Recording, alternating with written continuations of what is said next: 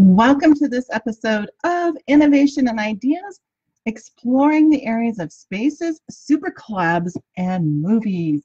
Hi, I'm Kim D. Snyder from Online Marketing in a Box, and this is a compilation of items that I've read, thought about, collaborated with, and ideas I want to pass on to you as the business owner and see how you can use this for your business. Spaces are super important right now, and they always are because it's a lot of real estate, and real estate is expensive, especially depending on where you live. Right now, people are thinking about how they can reuse and repurpose mall space, shopping malls. One of the ideas I saw was a drive-through mall. So one level, you would pull into an area, you would put a few things on a conveyor belt while staying on your car. The checker would go ahead and cash you out, and you'd put the couple bags in your car. There would be fulfillment from the top, and so people could actually fulfill those conveyor belts. So it's an interesting concept. I really like this. It's a way to repurpose the mall space. What about for travel? Right now, if you can't travel or you just choose not to travel, but you still want that experience, two ways that you can look at it. Can you do virtual reality? Right? Virtual reality is becoming more and more popular. So could you actually create that experience for visitors that can't travel for whatever reason and send them the physical goods so they could actually enjoy them? So I just have this picture, you know, like those flight simulators. And instead of being in a flight simulator, you're in a car simulator, and maybe you're driving down the roads in, Italy, and you see a winery and you pull in, and the winery has actually sent you a box, and you can actually pull out that wine and physically start tasting it. And they would send you some tasting notes and maybe some pairing notes, and then you can drive along virtual reality wise again to the next winery. So we have flight simulators. Why not try something totally fun and out of the box, or as I say, beyond the box? One of the other ways is how do you pivot? Pivot, I'm not a huge fan of the word because it still means you're still rooted in the past and you've only moved a segment. Sometimes you just have to totally repivot. But there's these live venues, right? So LA Live has one, Dallas is building one. And the concept is you take a sporting venue, which used to only be used for sporting events, and you turn it into a multi-purpose event. So not only can you have sporting events, but you have other rooms in there that can be used for conferences or workshops or meetings or events. Could be corporate, could be personal, could be anything.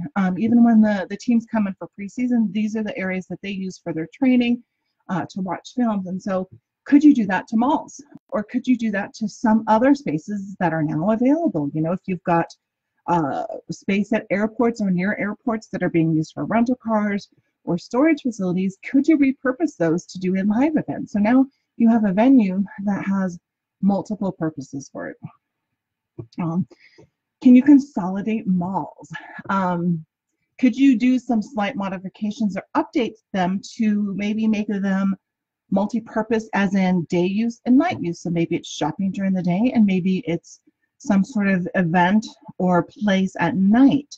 Or could it be like an indoor-outdoor multifunction? So could you have some items there that's paired with outdoor functionality? So if you've got tournaments, sports tournaments for kids, some of the more extreme races, the mud races or any of those type of things, could you put those in a parking lot of a mall? So now you have indoor components. So it could be where vendors are, could be a food court, could be other supplies. Could you repurpose malls that way? Manufacturing, could you repurpose malls to actually be a manufacturing plant? And so maybe you might have to wipe out the mall, but could you use that footprint, that land footprint, right? We've got to bring some manufacturing back into the U.S.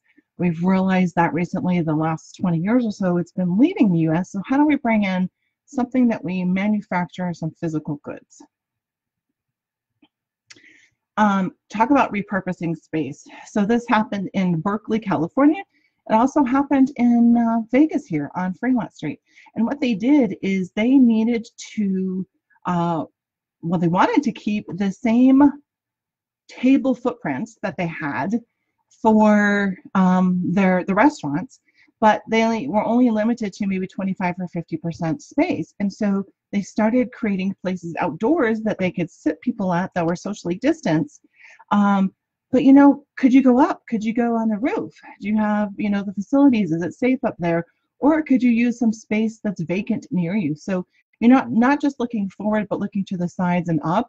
And, hey, if you're in New York, maybe you've got a basement and you can, bring people down below to keep this social distance, but it doesn't have to just be for social distance. Can you utilize that space around you in a better, more effective way?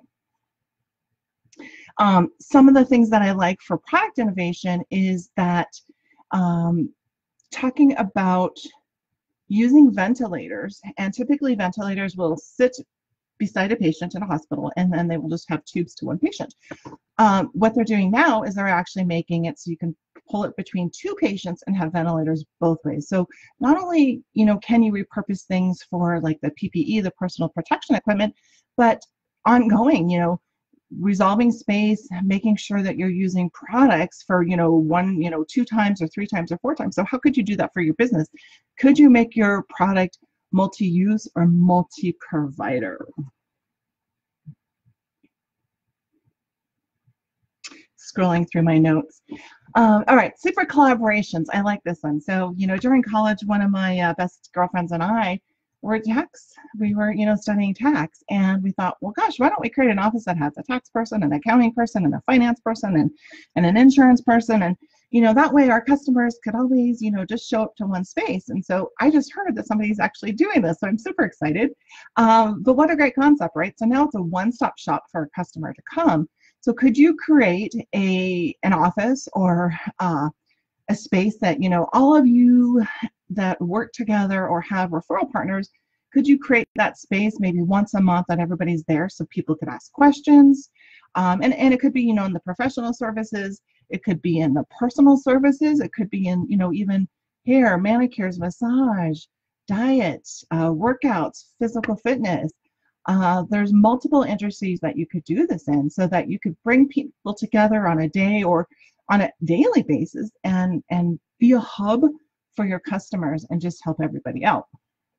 Another way to help out your customers is, bringing together a technical person or a techie and a marketing person, and really making sure that you collaborate so you can do the best presentation, best way to present information to a customer. And so, typically this happens when you do it online. The marketing person will just pull some of that data and information, and they'll massage it so that it's more digestible from the techies. But in presentations, you usually see the techies present. So why don't you combine both of those people and help bridge that gap so you can speak to 2 different audiences, but they will both understand it. Here's a collaboration I saw from a friend of mine, and it was very cute. Justin owns Diazo Wealth, and he had his son, I think he's 5 or 6, interview him on video. And so it was really a cute way to get really personal, come across.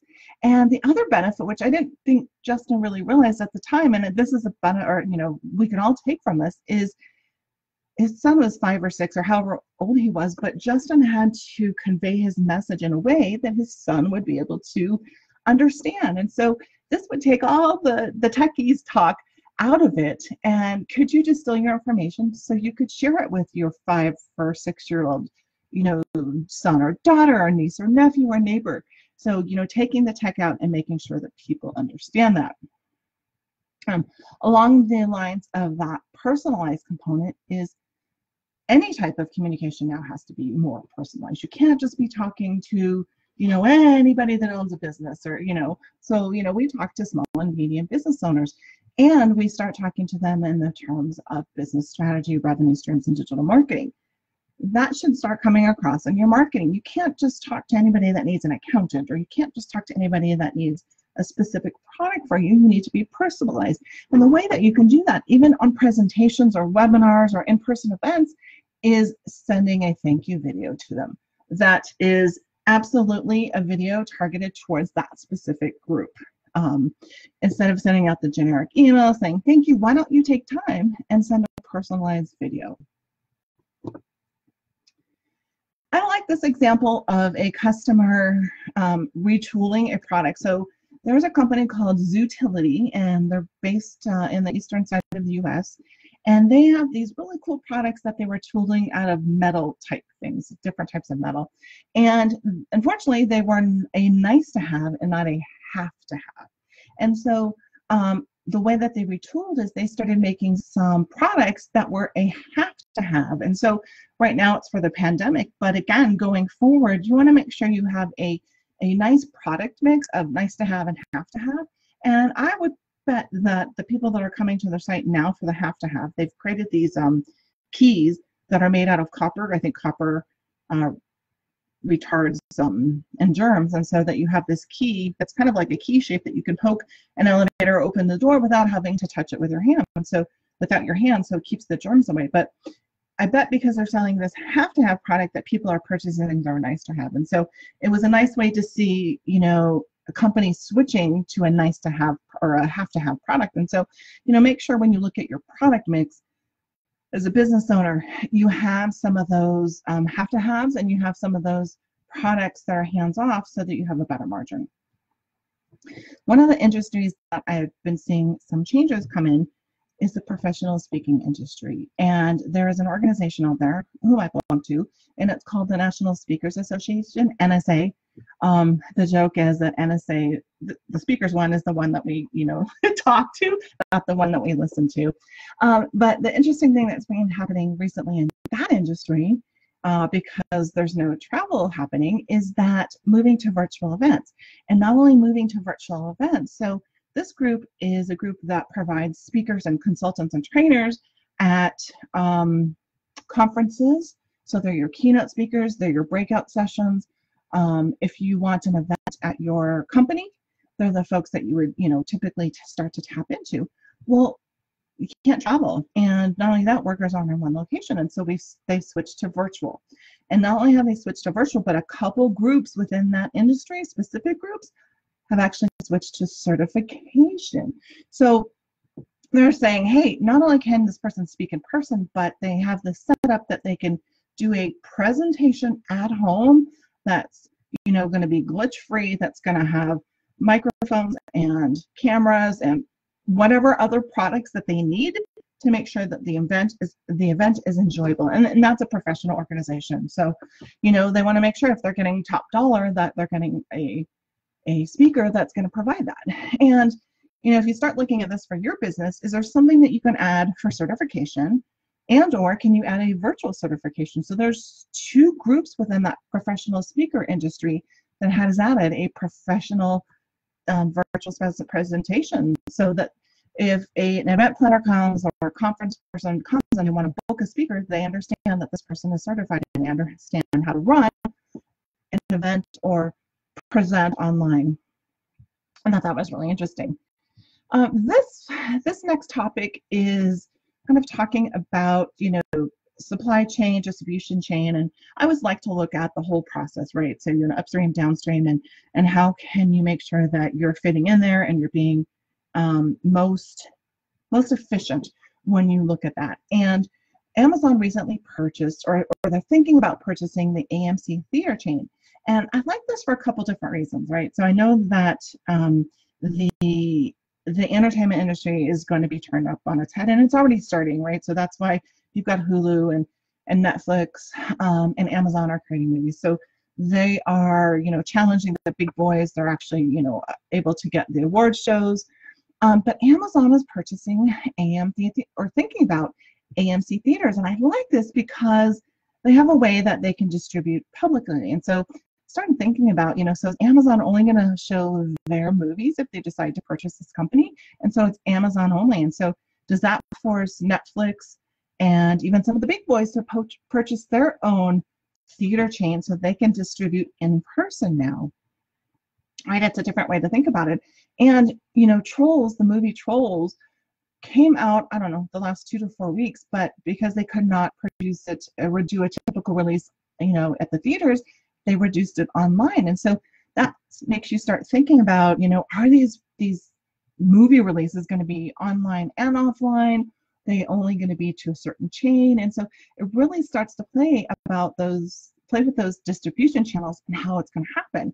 And then it also kind of goes back to, okay, so is this going to be another opportunity to repurpose some of that space that's available in malls and make them multi-use? And so maybe breaking out those current retail spaces into bigger blocks where people can get together and watch a movie, watch a premiere, watch a sporting event. If your team is going to watch the playoffs, like Vegas, we won the Western Conference here. And if they have to play a game out of city, would we get together with, 20 or 40 or 50 of our closest friends and want to show up to a venue and plop it on the screen and have that, that community and camaraderie? So, how can you use your space? How can you look at your distribution channel? Is it worth purchasing something in your distribution channel and making a part of you so it's easier for you to get the product out? And the last example that I have is in the music industry. And it's with somebody who you wouldn't normally think. It is with Red Bull, the energy drink.